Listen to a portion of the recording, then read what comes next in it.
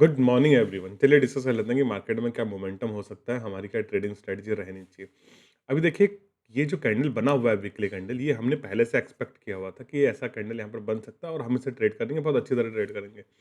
कल का मार्केट बहुत अच्छा मोमेंटम था, हालांकि कल मैंने सोचा नहीं था कि इतना अच्छा मोमेंटम रहेगा। कल मार्केट खुलते ही के साथ मार्केट नीचे की तरफ आया, फिर मार्केट ऊपर गया, तो बीच में मार्केट ने हमें क्लोजिंग दी है। इंडिसिसिव कैंडल यहाँ पर बना हुआ है। लेकिन जब कल मार्केट ओपन होने के बाद, गैप डाउन ओपन होने के बाद नीचे की तरफ गिर रहा था ना, तो बड़ा ज़बरदस्त गिर रहा था। हमारा टारगेट 150 पॉइंट का टारगेट था, लेकिन प्रीमियम में ऑलमोस्ट 200 पॉइंट यहाँ पर मिले, 150 एप्रॉक्स हमने यहाँ पर कैप्चर करे। बहुत ज़बरदस्त मोमेंटम था। मतलब मैं 100 पॉइंट कैप्चर करने वाला था, लेकिन बुक करते-करते मार्केट फ्लो में 25,000 के नीचे निकला और 24,919 का लो लगाया इसने, तो एक अच्छा मोमेंटम यहाँ पर हमें कैप्चर हुआ। बहुत ज़बरदस्त मोमेंटम था कल का। आज के दिन क्या हो सकता है? देखिए, मैं 2 चीज़ें आपको हमेशा बताता हूँ। एक चीज़ हमें याद रखना कि मार्केट में अगर तो ट्रेंड है, ट्रेंड के बाद मार्केट में वॉलेटिलिटी रहेगी, उसके बाद मार्केट पॉज़ लेगा, फिर ट्रेंड बनेगा, अपसाइड आइदर और डाउन साइड। इसके पीछे का लॉजिक क्या है देखिए, जब भी मार्केट में ट्रेंड आता है तो जैसे कि मार्केट अपसाइड की तरफ जा रहा है, तो जो सी का प्राइस, कॉल का प्राइस यहाँ पर बढ़ता हुआ दिखता है किसको? सेलर को। सेलर को दिख रहा है, लेट्स से यहाँ पर कोई प्राइस 100 पे था कॉल का, अभी वो प्राइस 500 पहुँच गया।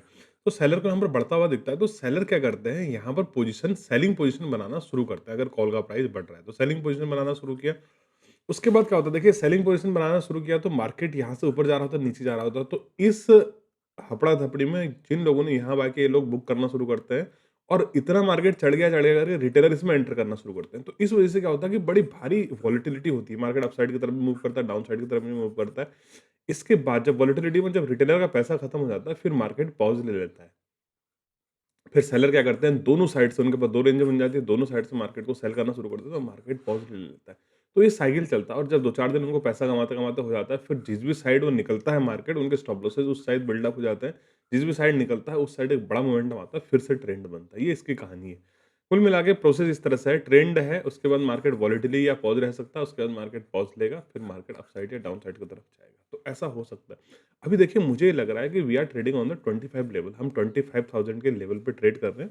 मार्केट ऑलरेडी स्ट्रेच हो चुका है, कल और परसों का मोमेंटम बहुत ज़बरदस्त मोमेंटम था। अब नेक्स्ट क्या? अब क्या हो सकता है? देखिए, एक चीज़ आपको मैं बताता हूँ। अगर तो ये बॉटम बन चुका है, 24,919 का अगर बॉटम बन चुका है, तो मार्केट यहाँ से नीचे की तरफ नहीं जाएगा। हमारा टारगेट हमारा लेवल 25,000 का लेवल था, लेकिन मार्केट ने थोड़ा नीचे की तरफ और हमें यहाँ पर क्लोजिंग दी है। मतलब नीचे की तरफ लो लगा के दिया हुआ था, क्लोजिंग तो ऊपर दी है।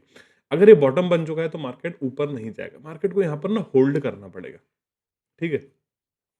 आज के दिन में खासा वॉलेटिलिटी रह सकती है मार्केट में, क्योंकि देखिए 25,500 के आसपास में बहुत ज़बरदस्त पुट सेलिंग हुई है। यानी 25,500 से मार्केट ऊपर तो नहीं जाएगा और कॉल सेलिंग हुई है, सॉरी।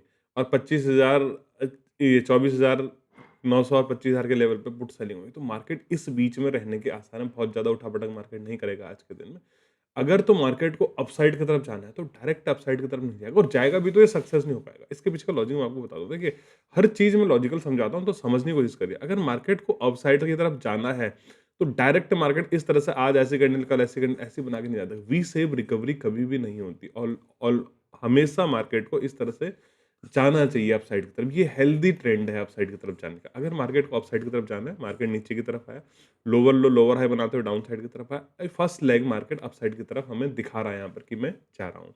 अगर मार्केट एक ग्रीन कैंडल यहाँ पर आज के दिन में और बना दे, उसके बाद दोबारा से सेलिंग आनी चाहिए, जो कि 25,450-500 के लेवल से आएगी, क्योंकि ये इस लेवल पे मार्केट ने रेजिस्टेंस की तरह काम करेगा, क्योंकि यहाँ पर मार्केट सपोर्ट लिया हुआ है पहले के टाइम पे। यहाँ मार्केट ने रेजिस्टेंस लिया, रेजिस्टेंस लेने के बाद जब दोबारा सेलर कोशिश करेंगे, दोबारा जब सेलर यहाँ पर कोशिश करेंगे, तो सेलर कोशिश करने में बायर उनको डिफीट करने चाहिए, उनकी पावर को एग्ज़ॉस्ट करना चाहिए। वो सेलर ये लो नहीं तोड़ना चाहिए। अगर ये लो टूटा, तो फिर एक नया फ्रेश लो के लिए मार्केट नीचे की तरफ आएगा, और समझिए कि यहाँ पर जितने भी बाइंग का सिनेरियो बन रहा था, सबके स्टॉप लॉसेस जाने वाले हैं, अगर तो ये लो ब्रेक हुआ तो, है ना? क्योंकि ये बहुत इंपॉर्टेंट लो अब रह नहीं गया है, टॉप से मार्केट में इतनी अच्छी सेलिंग यहाँ पर आई है। सेलिंग या प्रॉफिट बुकिंग कह लीजिए, या फिर यहाँ पर आप सेलर की एंट्री कह लीजिए। अभी देखिए, मार्केट आज के दिन में अगर ओपन होने के बाद ऐसे ग्रीन कैंडल भी बनाता, तो आपको कुछ नहीं करना, बस देखे रहना है मार्केट का। ओवरऑल सिनेरियो समझने की कोशिश करनी चाहिए। मैं आपको गिफ्ट निफ्टी का चार्ट लगा के दिखाता हूँ कि मार्केट में सिनेरियो चल क्या रहा है। देखिए, गिफ्ट निफ्टी हमें गैप अप ओपन मिल रहा है। गैप अप ओपन होने के बाद इस रेजिस्टेंस के आसपास गिफ्ट निफ्टी टच करके नीचे की तरफ ट्रेड करता हुआ दिख रहा है। ये सिर्फ हमें इस ओपनिंग का समझना चाहिए। बाकी मार्केट कहाँ जा रहा है, कहाँ नहीं जा रहा है, वो ज़्यादा सोचने की ज़रूरत नहीं, क्योंकि गिफ्ट निफ्टी को बिल्कुल फॉलो नहीं करना, कंप्लीटली फॉलो नहीं करता मतलब हमारा मार्केट। ऐसा नहीं कि हम गिफ्ट निफ्टी के भरोसे ही चल सकते हैं। अभी देखिए जहाँ मार्केट ने कल रेजिस्टेंस लिया, इस रेजिस्टेंस के आसपास मार्केट फिर से होल्ड कर सकता है। अगर मार्केट इस लेवल के नीचे खुला, इस रेजिस्टेंस के आसपास गया, यहाँ से मार्केट नीचे की तरफ आया, तो समझिए कि दोबारा से सेलर यहाँ पर ट्राई कर रहे हैं। और वैसे भी मेरा मानना तो ये है कि जब 2-3 दिन आपको अच्छा खासा ट्रेड मिल जाए, तो फिर आपको होल्ड करना चाहिए। कब ट्रेड नहीं करना है, ये भी आपको पता होना चाहिए। क्योंकि इस बीच में वोलेटिलिटी रह सकती है, रेंज में रह सकता है मार्केट, तो जितना भी पैसा कमाया है, सारा-सारा मार्केट वापस ले लेगा। इसीलिए यही मार्केट का साइकिल है। तो मैं ओवरऑल व्यू बता रहा हूँ आपको कि मार्केट में क्या हो सकता है। देखिए, इस रेंज में मार्केट अगर ओपन खुलता है, हल्का गैप अप खुलता है, गैप अप खुलने के बाद यहीं कहीं रहे मार्केट नीचे की तरफ आए, तो आज की स्ट्रेटजी हमारी रहेगी सेल ऑन राइज का।